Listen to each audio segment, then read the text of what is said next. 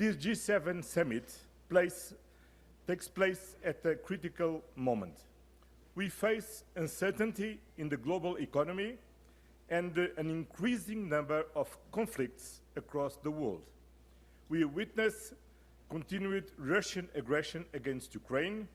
We confront a devastating humanitarian crisis in Gaza with urgent needs growing by the day, and we now also grapple with conflict between Israel and Iran. At the same time, we also face risks to economic growth, risks fueled by policy uncertainty and trade disputes. Against this backdrop, the G7 carries an important responsibility. The G7 must lead with unity and purpose. On the economic front, global imbalances remain a shared concern among G7 members, and we are committed to addressing them without sacrificing free and fair trade, which has delivered prosperity to our countries and lifted millions out of poverty over the years. We must act to overcome trade tensions, encourage investment, and foster sustainable growth. It's our duty and it's our obligation. The role of the G7 is also essential, addressing the main geopolitical challenges. We must step up our efforts in the Middle East. Iran must not be allowed to develop nuclear weapons. This issue should be addressed by diplomatic means. This is the time, now is time to give space for diplomacy and to give opportunity to decrease the escalation between Israel and Iran. Furthermore, we cannot forget that it is urgent to guarantee access for humanitarian aid to Gaza, to have an immediate ceasefire and the unconditional release of the remaining hostage.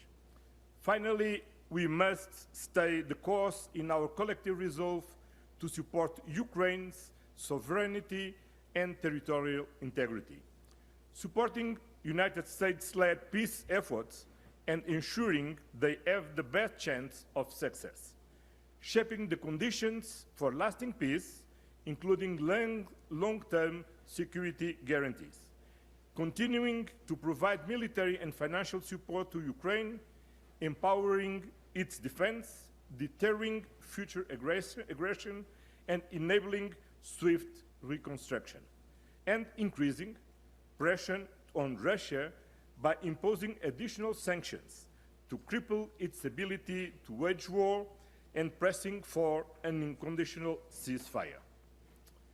The G7 plays an essential role in coordinating global diplomatic and economic efforts.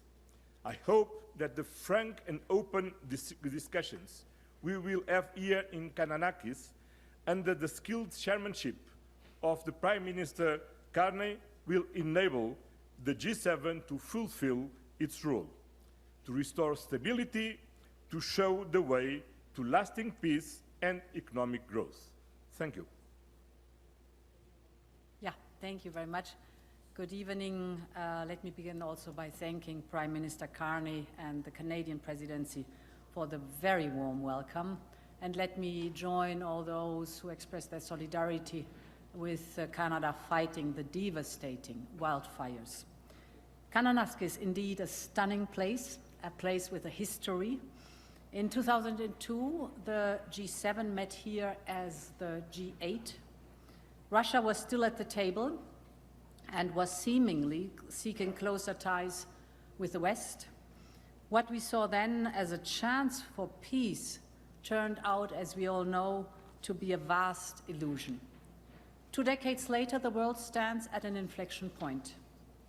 We're confronted with wars we thought were consigned to history, And the global landscape is increasingly shaped by global competition.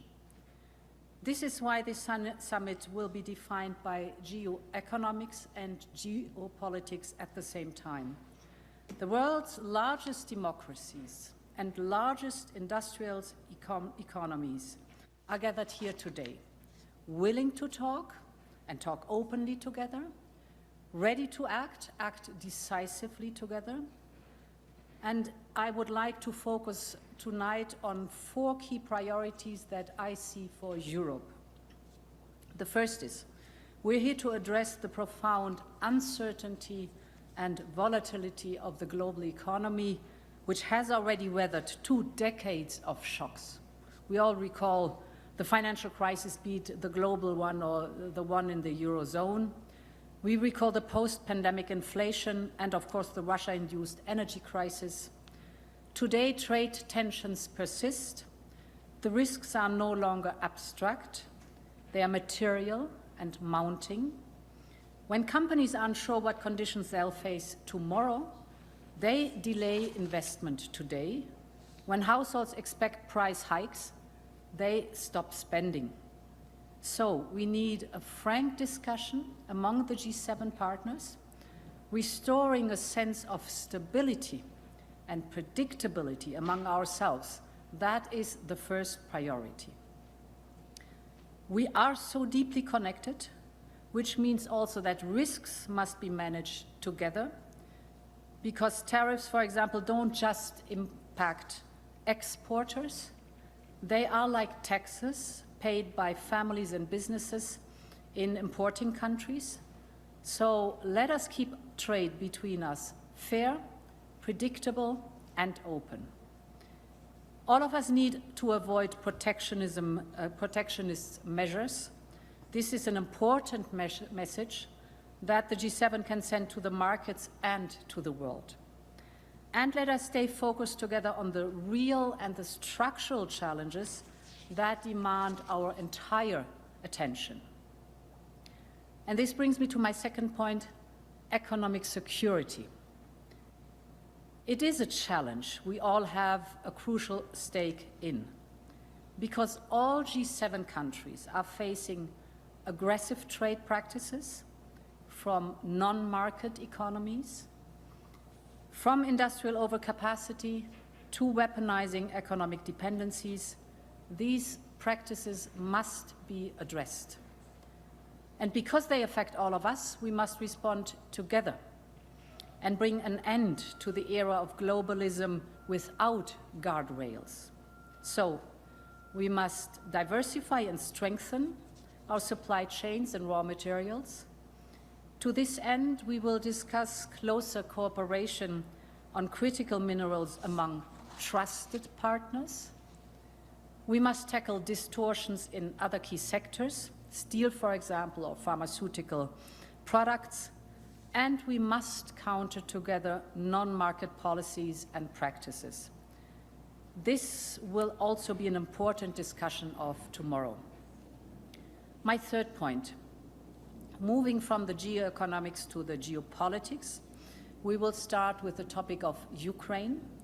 President Zelensky will be joining us tomorrow, actually the day after tomorrow. He has shown the willingness to agree to an unconditional ceasefire. President Putin, on the other hand, has escalated attacks on Ukraine. To achieve peace through strength, we must put more pressure on Russia to secure a real ceasefire, to bring Russia to the negotiating table, and to end this war. Sanctions are critical to that end. As a result of the G7 and EU sanctions combined, for example, Russian oil and gas revenues have fallen by almost 80% since the beginning of the war. So the sanctions are working. And we will do more. Last week, we put forward a proposal for an 18th sanctions package. I will invite all G7 partners to join us in this endeavor. And Europe is committed to putting Ukraine in a position of strength. So far, as we all know, the European Union and its member states have mobilized almost 150 billion euros for Ukraine. And as G7, we must plan now for more support for 2026 and beyond. My fourth point, we will have a discussion on the Middle East. We're following with deep concern the situation, following Israel's strikes on Iran and the Iranian response. I spoke with Prime Minister Netanyahu today. I reiterated Europe's commitment to peace and stability in the Middle East. In this context, Israel has the right to defend itself. Iran is the principal source of regional instability, and we've always been very clear. Iran can never have a nuclear weapon. We have voiced our strong concerns over Iran's nuclear and ballistic missile program. A diplomatic solution remains the best way in the long run to address concerns about Iran's nuclear program. And Europe remains committed to finding a lasting solution through a negotiated deal. For this, we are ready to work with partners in the region and beyond. We will also stay very vigilant what the implications for the international energy markets is concerned. As I discussed with President Trump yesterday, we are ready to coordinate among the like-minded partners to safeguard market stability, specifically the energy market stability. And finally, the recent events have underlined the increasing interlinkages between the conflicts in Europe on one hand and the Middle East on the other hand. Today, the same type of Iranian-designed and made drones and ballistic missiles are indiscriminately hitting cities in Ukraine and in Israel. As such, these threats need to be addressed together. My final point is on maintaining the strength of the G7. Almost 50 years on, the G7 has proven its worth as a global leadership forum. Its relevance over the next 50 years will depend on our ability to both stay united and remain attractive.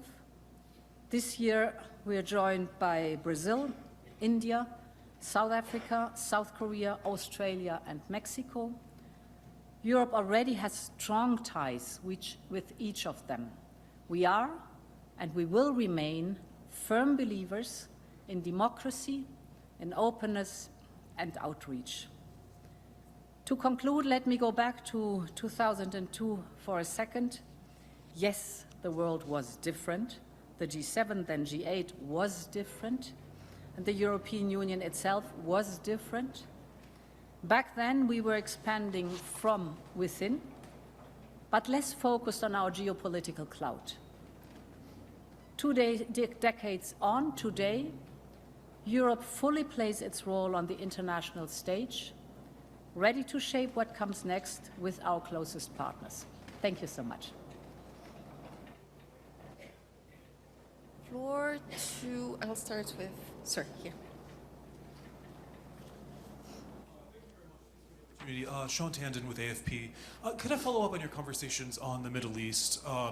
You mentioned your call today with Prime Minister Netanyahu, and you talked about how a diplomatic solution is necessary. Was that a message that you made to Prime Minister Netanyahu? Do you believe the diplomatic solution is now preferable to the military conflict? Was there a call for an end to the violence? And do you think the G7 here has a message that could potentially send toward ending the conflict? Thanks. So, of course it will be a topic at G7 without any question, and we'll discuss it. We should keep in mind that just this week the International Atomic Energy Agency issued a resolution denouncing Iran's breach. And as I've said in the introductory remarks, Iran should never acquire nuclear weapons. So in the call with Prime Minister Netanyahu, he described the situation We were both, of course, aligned in the fact that Iran should not have nuclear weapons without any question. Of course, I think a negotiated solution is, in the long term, the best solution. So we discussed the topics, and as we discussed, of course, also the Prime Minister described to me the theater itself and how the development is. Very important. In the same phone call, I insisted and urged that humanitarian aid that is not reaching Gaza has to go into Gaza.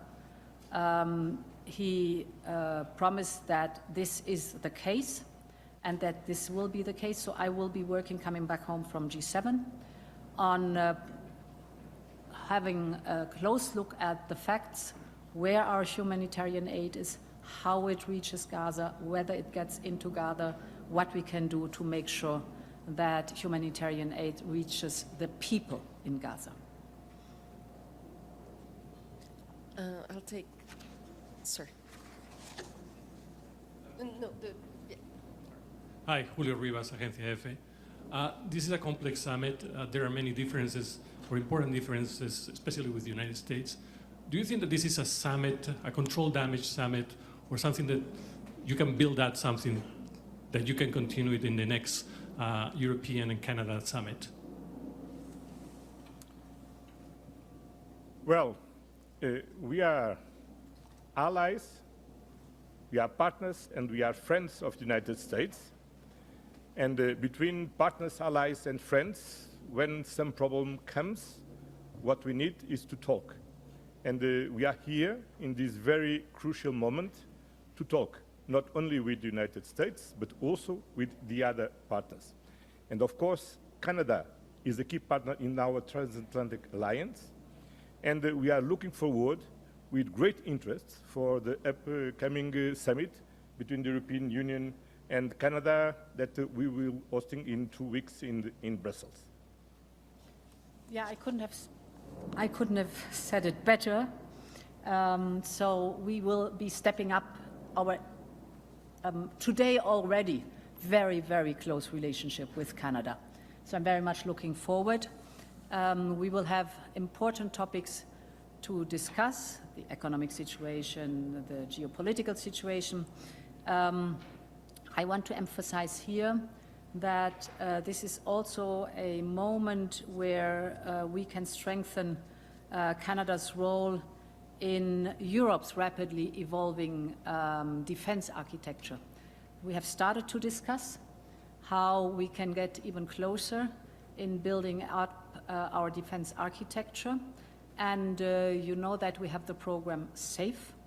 It's the 150 billion euros for member states for joint procurement of military equipment. And there is a possibility for very close allies, friends, and partners to join. And here, Canada and the European Union are working together to develop and sign then at the summit the Security and Defense Partnership. The Security and Defense Partnership will basically open the door for joint talks with Canada on their access to our SAFE program. So we have not only the economic topics that we will be discussing here, not only the geopolitics, but also defense will play an important role. Thank you. We have time for one last question. Sir. Thank you, Ole Ryborg from Danish National Radio and Television. A question of trade. When I look at the number of countries going to the G7, here there's around a dozen countries who all look forward to meeting the US President Trump to discuss their issues on trade. Even the UK Prime Minister, who had a deal on trade, apparently still needs to talk to Trump about that. Are you going to meet Trump and discuss trade during the summit, and what do you expect from that? Yeah. And additionally, on the question on trade, we see more and more how the US president links the question of security and the US willingness to help Europe in the area of security to economic issues, not only trade but also economic issues. Are you worried in that area, or should we just be calm when it comes to this link between economic issues and security? Thank you. Well, we are always calm when it's about to talk with a friend, with a ally, and with a partner. Of course, the main issue between Europe and the United States is precisely about the European defense. And we should focus on this main issue. As we know, United States have now a new geopolitical priority, and this means that United States want to rebalance the burden sharing of European defense. And from the Europe point of view, this is also we are going in the same direction. In March 2022, we decided that we need to assume greater responsibility on our own defense. Over the last 3 years, the military spending in Europe rising by 30%. And we are committed to continue to do this. All member states, and also with the support of the European Union, and especially with this instrument proposed by the Commission. Then, what we need to talk with the United States is how we can assume greater responsibility with only one red line. We need to protect and to preserve the deterrence relevance of Article 5 of NATO Treaty. But because this is the main issue, we should avoid to introduce other issues that undermine our economic capacity to assume greater responsibility on our own defense. That's why this is not the right moment to create uncertainty on economics. It's not the right moment to create problems on trade, because we need to strengthen our economic basis. United States need also to strengthen their economic basis, and we are talking about the most relevant trade relation in the world. Then we need to protect this, to focus on what is the most important, is to have a good agreement between Europe and the United States about burden sharing on defense. And that builds a perfect bridge to the trade here. Indeed, thank you. As you know, we are fully engaged in the trade negotiations right now. And I was always very clear, and I want to reiterate it here, that I absolutely prefer a negotiated solutions for exactly the reasons the President Costa was just mentioning. So you also know that I agreed with President Trump that we want to find a common solution till the 9th of July. We are also working on lowering the trade barriers. This was the reason why we offered 0 for 0, so 0 tariffs for all industrial goods on both sides. This should be over time the goal, but we are amidst the negotiations right now. It stays as we have started at the beginning. We want a negotiated solution, but in case that we do not find a satisfactory result, we are preparing or consulting right now the rebalancing list you're familiar with. And we're taking, at the moment, being on board the comments of all the stakeholders. So all the instruments are on the table, but we are deep now in the detailed negotiations of our trade agreements. That's it for today. Thank you very much for attending this press conference. Have a good evening.